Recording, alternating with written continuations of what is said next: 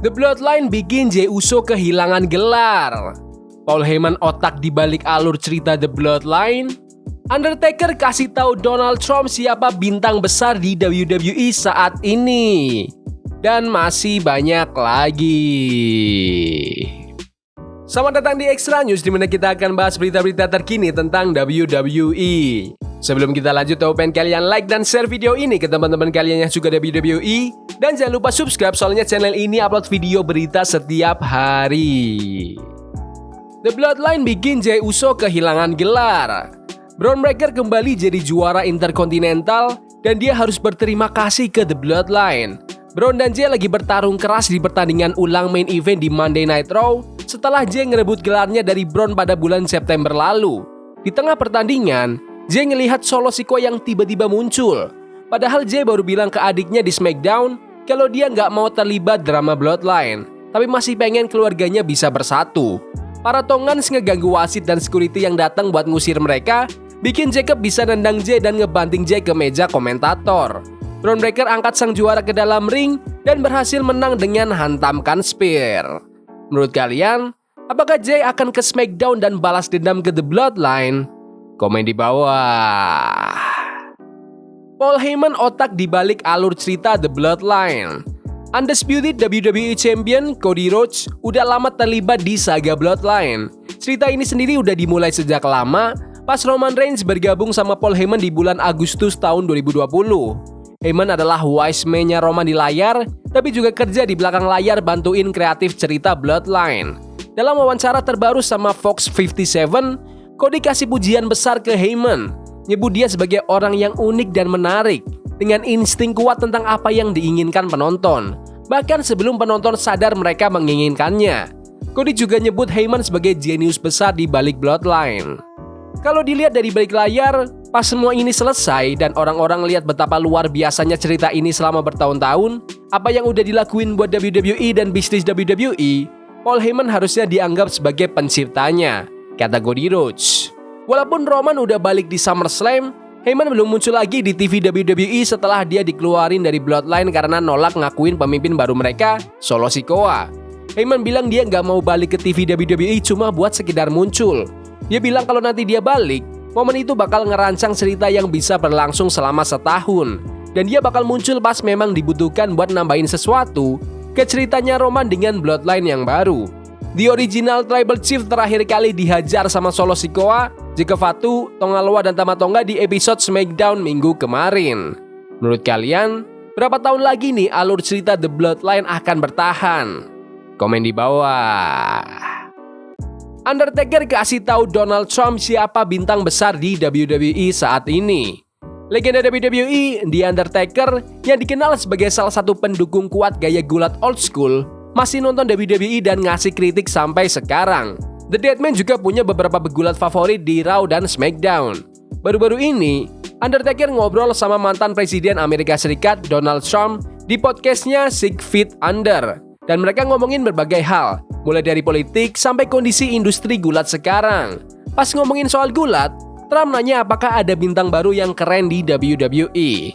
Kita lagi masuk ke era baru, jelas Undertaker ke mantan presiden itu. Generasi saya udah mulai keluar, tapi sekarang ada orang-orang kayak Roman Reigns yang baru aja punya masa juara yang luar biasa. Ada juga pegulat muda bernama Gunther yang bakal jadi bintang besar, Cody Rhodes, anaknya Dusty Rhodes, bisnis gulat lagi di posisi yang bagus banget. Apalagi kita baru nyatuin sama UFC dan TKO. Undertaker sebelumnya juga pernah ngomong tentang kekagumannya sama World Heavyweight Champion Gunther. Dia bilang dia pengen banget bisa lawan Gunther pas masih di puncak karirnya.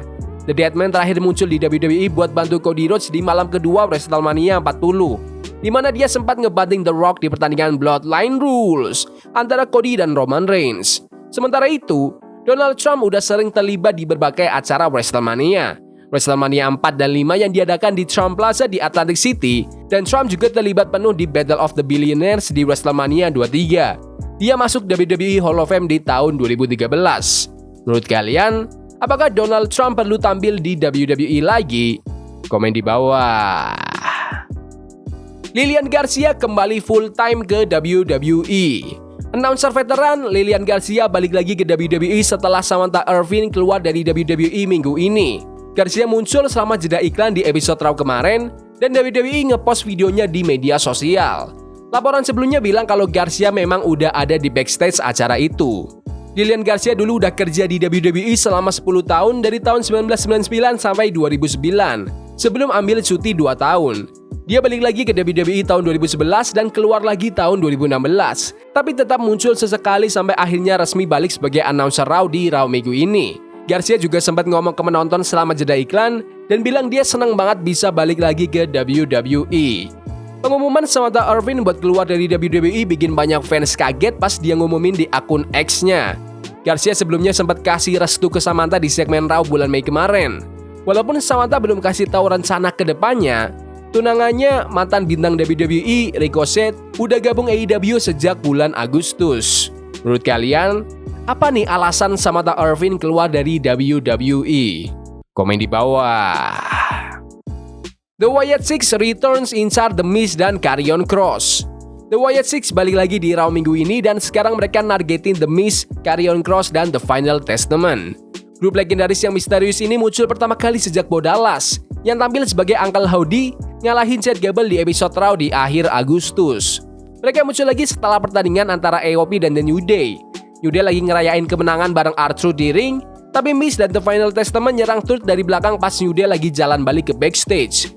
Terus, tiba-tiba lampu mati, dan pas nyala lagi, Wyatt Six muncul dan mereka saling berantem ke area penonton. Miz nyelamatin diri dengan tetap di tengah ring sambil nunduk, tapi pas dia berdiri, Uncle Howdy udah ada di belakangnya. Paul Ellering nyelamatin Miz dengan dorong dia, tapi malah kena mandible claw. Sejak Wyatt Six debut, mereka selalu nargetin orang-orang yang udah ninggalin teman atau partner mereka. Simbol mereka bahkan muncul di layar pas segmen Miz minggu kemarin. Menurut kalian, apakah The Miz bisa selamat dari teroran The Wyatt Six? Komen di bawah. Seth Rollins resmi lawan Bronson Reed di Crown Jewel. Di akhir September, Seth Rollins balik lagi buat ganggu Bronson Reed di pertandingan Last Monster Standing lawan Braun Strowman di Monday Night Raw. Minggu ini di Raw, sepanjang malam mereka berdua terus-terusan berantem. Adam Pearce akhirnya kesel, bikin pertandingan buat mereka berdua yang bakal dilaksanain di Crown Jewel. Pas mereka masih dipisahin, Reed teriak kalau itu adalah kesalahan terbesar yang pernah dibuat Rollins. Crown Jewel bakal diadakan hari Sabtu tanggal 2 November di Mohammed Abdo Arena, Riyadh, Arab Saudi. Menurut kalian, apakah Bronson Reed bisa kalahkan Seth freaking Rollins? Komen di bawah. Rey Mysterio dan Dragon Lee berhasil lolos turnamen. Rey Mysterio dan Dragon Lee dari LWO berhasil ngalahin The Creed Brothers dari American Made kemarin di Raw buat dapetin kesempatan masuk ke pertandingan Triple Threat di Raw minggu depan buat jadi penantang nomor 1 gelar WWE World Tag Team Championship. LWO sekarang bakal lawan The War Raiders dan The New Day buat tentuin siapa yang bakal jadi penantang Finn Balor dan Jerry McDonough dari The Judgment Day buat gelar itu. Kayak biasanya kalau ada pertandingan antar faction, aksinya nggak cuma di dalam ring. Hasil pertandingan juga banyak dipengaruhi sama gangguan dari Chad Gable dan Ivy Nile serta Zelina Vega. Dragon Lee dan Rey Mysterio sekarang siap lawan War Raiders yang baru rebranding yang dapat tempat di pertandingan itu setelah ngalahin Alpha Academy minggu kemarin, dan The New Day yang ngalahin The Authors of Pain di Raw minggu ini. Menurut kalian, siapa nih yang bakal lolos lawan Judgment Day? LWO, The War Raiders, atau The New Day? Komen di bawah. Yaudah gitu aja video berita hari ini. Jangan lupa like dan subscribe ke channel ini karena aku pengen 7.000 subscriber di bulan ini. Tolong bantu. Yes boy. See you. Forbidden fire on Nico. Bunny for love we can hold. I wish we run